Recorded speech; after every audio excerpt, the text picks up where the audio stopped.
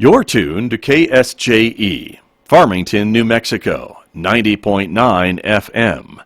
And now 103.3 FM, K277CR, Durango, Colorado. We have a 911. Armed robbery in progress. See surplus store, corner Peoples Drive, North 24th Street.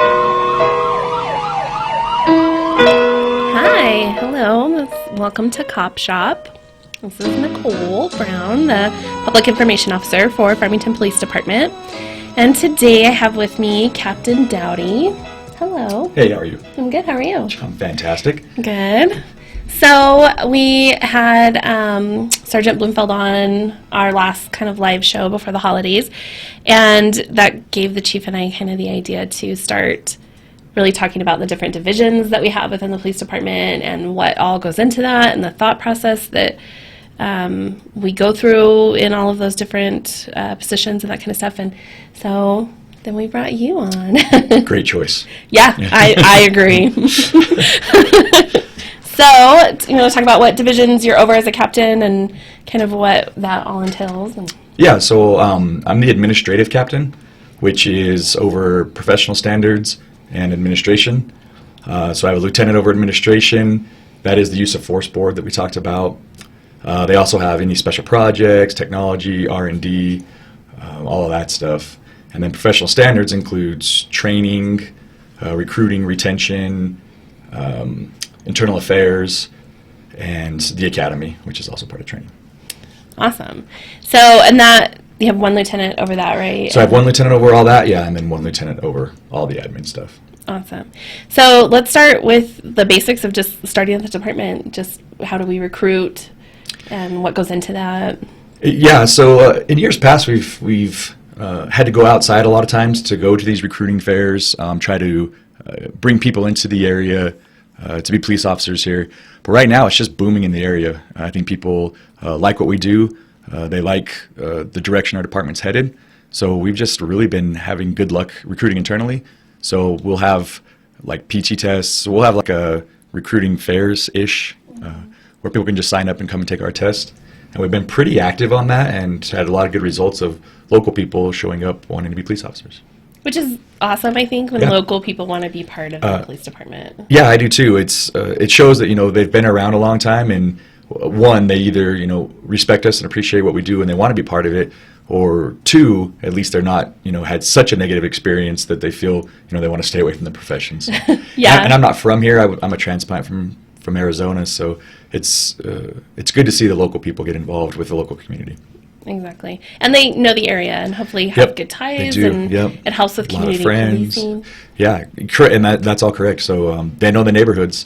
They were born and raised in this area. They know where the dope dealers are. They know where the drug houses are. But then on the converse, they also know how to fix the problems that maybe some of us that aren't from here that don't understand all the cultural dynamics and things like that.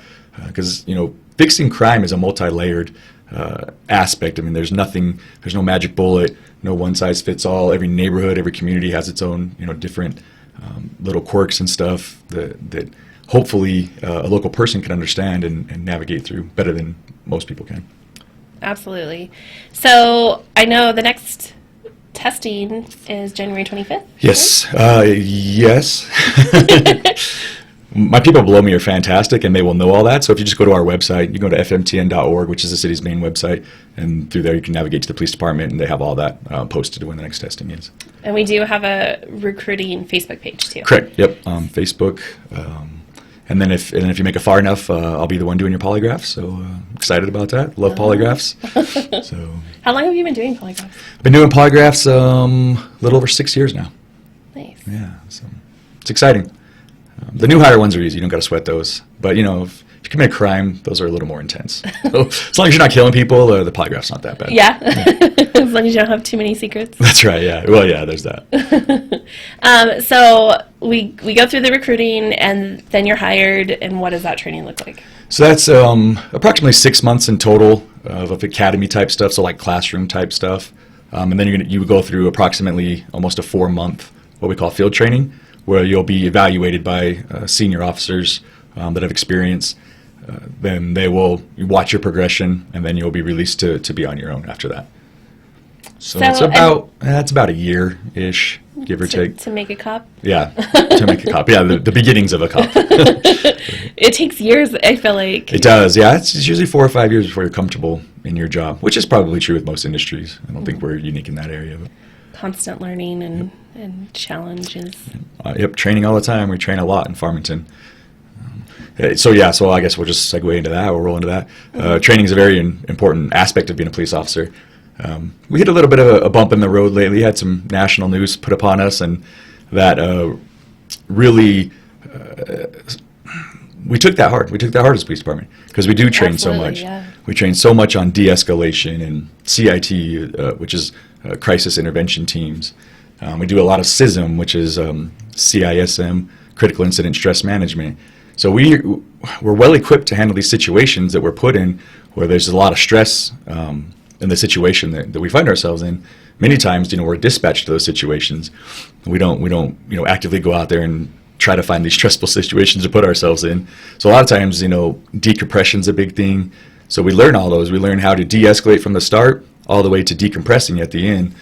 So we are better husbands and wives and fathers and daughters and mothers, and we try not to take this stuff home. That's kind of impossible, but we do get a lot of training in how to start your day all the way up into how to finish your day, so you don't take it home, so you can be the best person you can be at your house. We spend a lot of time and money and effort on that. It's not just I don't want people to think we just train tactics. We're out there learning how to ground fight and stuff like that, or learning how to drive fast, or learning how to shoot guns. 90% of this game is mental, and you got to learn how to deal with a lot of the stuff you see, and you got to learn how to deal with a lot of stuff that other people have seen that you don't even know about. So you show up on scene as a police officer, you have no idea what these people's history are. You have no idea what they've been through.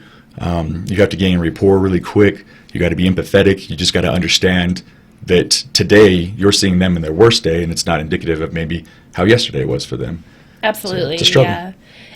And recurring training. So, it takes a year of training to just be signed off on your own as an officer. Yes, ma'am. But then how much training do you guys do recurringly? So we have annual training on many different things to include like bias-based policing, hate crimes, Amber Alert, like missing children, missing elderly, Silver Alert.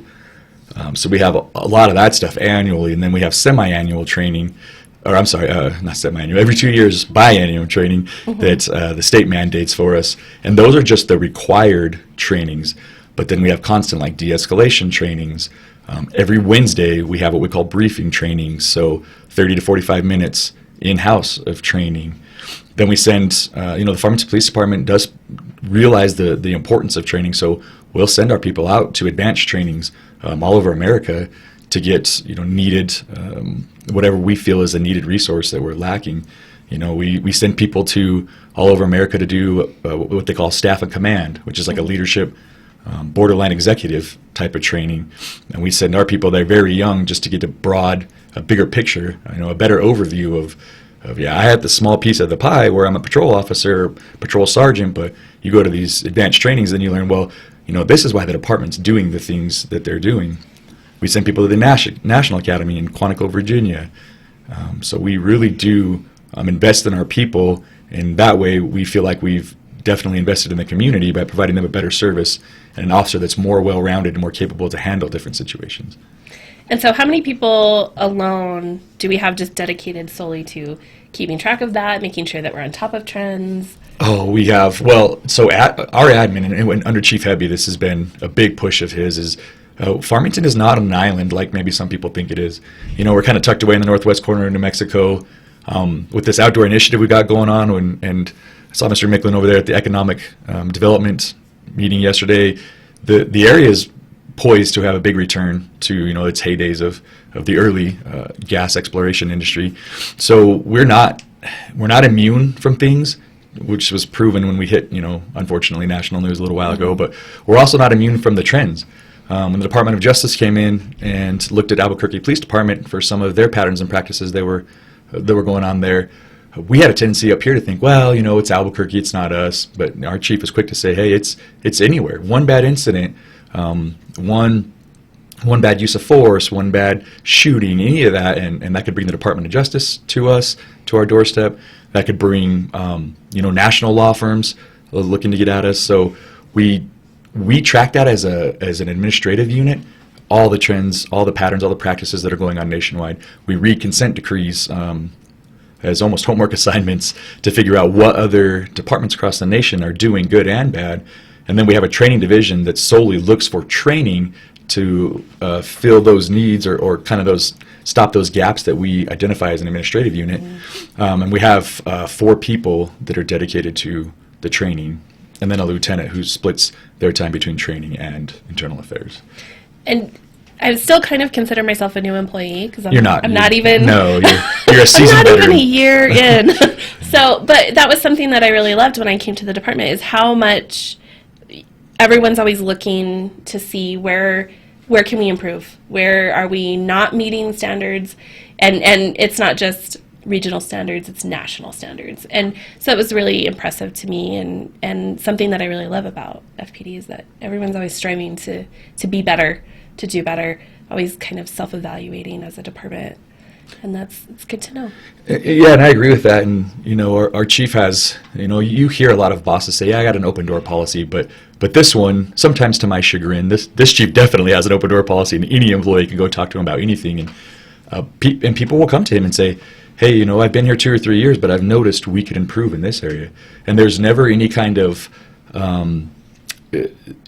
the lowest, I don't want to say the lowest, the newest employee, their opinion's valued just as much as the most senior employee. And if they have a good idea and they have a way to make our department better, we'll rush to investigate it to make sure it is correct, and then we'll implement it as quickly as we can. It's such an evolving industry that if you get complacent and you think that you know it all, and you think that you've got to a place in your career where, I've been here 4 or 5 years, I know what's going on. That's time you got to reevaluate your position, because there's definitely something new, which is why I got into it, really. Something new and exciting, and different trends and patterns are emerging all the time. Yeah, no day is ever the same. Yeah, no, it's not. Even in admin, just even yesterday I had a lot of different situations that some of them aren't as fun as maybe being on patrol, but yeah, it's an exciting career field. Yeah. So we've kind of gone through the phases of, being recruited and going through initial training and then the recurring training. And so then how do we keep, so far what we've talked about, we really invest a lot into people, a lot of money, a lot of time, a lot of effort. So how do we keep them? And retention's a big one. The military's grappled with this for years. In the public sector, we'd love to see the economy doing great. And yeah, potentially we're on the brink of big things with carbon capture and stuff we got going on in this city, but that poses a different problem for the public sector, because people chase the money a lot of times. So now we got to be, kind of ingenuitive in how we're going to keep these people in serving their community when they can make more money doing something else. So we do training's a big one, and Farmington the city of Farmington has invested a lot of money in us, which we have no doubt in our mind that comes from taxpayers. We know the value and the benefit of having the community on our side, because it is their money that they're investing. So part of what we think is our due diligence is keeping those employees around, because the citizens have invested so much money in them. Just to send them off to a different agency or a different department just because maybe they're bigger or pay more or stuff like that is something we're always combating. So we'll do, equipment's a big one. The Farmington Police Department has some of the best equipment in the state of New Mexico, if not the best. We, constantly buying new patrol cars. We have a mentor program, so we identified an issue a couple of years ago with, there's an age range, not an age range, but a seniority, 10-year time range, where employees are leaving for multiple reasons, but a lot of times it's because they really don't have anybody there to bounce ideas off of, or anybody there telling them to stay. Employees, no matter what industry you're in, they want to feel valued. So we have a mentor program now where they get a mentor that we match up based on like a little, I don't want to say survey, but I guess it's kind of a survey to kind of see. We have a brand new, cadet that's going through the academy, and then we have an officer that maybe shares the same interests, maybe have some of the same, ideals, things like that. We'll pair them together, and then they will follow them all the way through probation. So we don't lose those early employees. And so when they're scared, nervous, maybe intimidated by someone that's training them, or anything, actually, and it can be positive things. They can go to their mentor, talk to the mentor, and maybe the mentor can convince them, like, hey, everybody goes through this, don't worry about it, it'll get better, or you're doing great, I just want to tell you you're doing great. Because a lot of times that pat on the back when you're new is all you really need to get you through the next week. So the mentor program has been fantastic for us. It gives the new people an outlet, because sometimes when you're new, it's hard to say you have a problem, to say you have issues.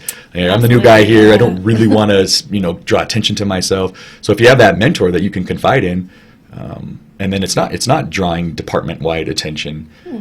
So we're doing things like that to really, in my mind, we're in a really good spot in retention right now. We really are keeping people, especially considering that a lot of this, they can get on the ground floor, a lot of the stuff that's potentially coming, especially with the outdoor initiative, and people still want to be police officers. They still feel valued as cops in this area.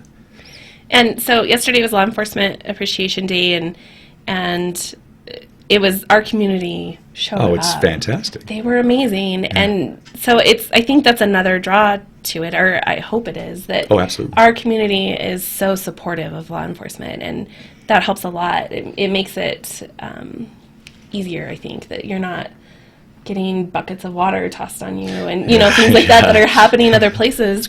It's truly people who value you and appreciate you as an officer. Yeah, and I've been around the nation just training or just on my own, and I was in the military before, and so I've actually been in a couple places in the world, and it is fantastic to see the way the community responds to us. And just yesterday, I almost had to turn off my Gmail notifications because there's so many emails coming through. Hey, there's more food in the briefing room. There's, people are bringing coffee. People are bringing food, snacks, actual presents and stuff. I mean, yeah. you just feel inundated with the love the community has for you. And 90% of them never even met you. And maybe they have a cop family member, but most of it is just actual strangers.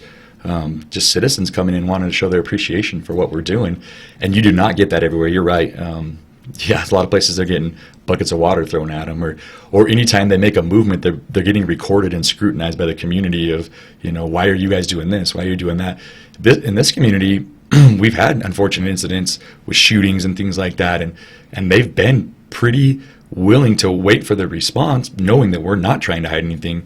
We're being as transparent as we can with everything. So they know that if we're wrong, we're going to say we're wrong. And I think that goes a long way with people in building that respect level and that trust level. Mm-hmm. Just knowing that, hey, we're not trying to get the wool pulled over our eyes. And if the department's wrong, the CEO is going to come out and say they're wrong. All the way down to the bottom, they're going to come out and say, hey, we were wrong on this. We apologize, and hopefully you'll stay with us and support us. Absolutely. And I do love that about the department as well, as a kind of new one, is that if there is something wrong, we're quick to own it and say, okay, we realize this was wrong and this is the plan we have to fix it, but we're also open to suggestion. Right. And it's the incident that we've had that hit national news, and we received a lot of scrutiny outside of our community, and it became hard. I know personally I was really worried about what the community thought. Yep, and so was I. The outside people that were, contacting us from Australia, I got to the point where I was like, I get that you're really upset with us, but you don't live here, and I'm really worried about the people locally that live here that are upset with us. I'm worried about that. That relationship is important. So just that we kind of owned that and came out with it, and it was huge, I think. Yeah, I'd never been chewed out in so many different languages. I know. Half the time I didn't know what they were saying. And I had to say, yeah, I get it. Yeah, we messed up. But I fielded, I don't know how many calls. Just Indiana, Florida, New York, Oregon, Washington, California, 20 or 30 states probably. And I literally did not we were getting complaints from local people, but they weren't just calling in and cold calling and just sticking it to us on the phone. People had genuine concerns, and they would reach out to us in professional ways and say, hey, I don't agree with what you guys did. Yeah. But it wasn't just the nastiness that I was hearing from everywhere else. So. Yeah. We appreciate our community. We do. We love our community. Yeah, there is not a better place to live. And it's got its downfalls. It's up and down just like any community. But as far as law enforcement is concerned, we really do appreciate the support we have. So we're almost out of time. Okay. But we still have to talk about. Yeah, well, we came here to talk about, right? Yeah, sorry I talked too much. No, I do too. Like I said, we could talk forever, you and I. We're going to talk about Iran now? Yeah, let's do it. Let's not do Iran. The chief's like. yeah, go back to sleep, Chief. No, I'm just kidding. But you do also have kind of that administration and professional standards, and so do you want to talk a little bit about that? Yeah, we do. So I'm going to just talk about a little bit about use of force. So we send our guys to training, and we're definitely on the cutting edge of what the courts, the lawyers, the public, and other people expect when it comes to using force. So just know that if you see a video from us and it's a bad use of force, we're gonna own it. But we are reviewing every single time an officer uses force. The officer sergeant will review it. The sergeant's lieutenant will review it. Then it goes over to the administrative lieutenant, and then he assigns it to a use of force sergeant. So many eyes are on this use of force, and we dissect it, and oftentimes, almost every time, our officer is doing what is right. I can't give you percentages, but it is way more times we're doing things that are right. But occasionally we do things wrong. Most of them are minor, and we fix it quickly.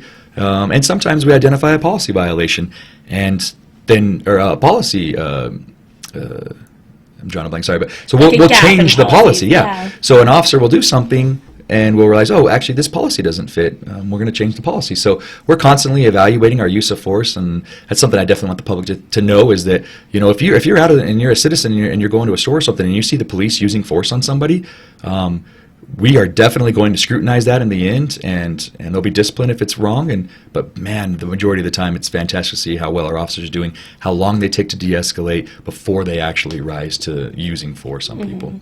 And it's just comforting to know as a citizen that much attention is going into it, and that it's only being used when it's warranted. Because we do want our officers to keep the rest of the public safe. Minimum amount of force necessary. That's our motto. Yeah. And what about professional standards division? We don't have time for that. They're doing great. Everybody's doing awesome, and that's internal affairs. If our officers are doing things that are wrong, we'll find it. Or if our officers are doing things that are good, we'll identify and give them accommodations. So internal affairs can have a nasty name to it, but truly many times we find out, again, our officers are doing the right thing. Very few infractions of our cops doing something dumb. Well, you were awesome. Sorry Thanks. I took so much time. No, it was perfect. It was great. Thank you for coming. Yeah, thanks for having me. And thanks everyone for tuning in for Cop Shop. We'll see you next time. Appreciate it.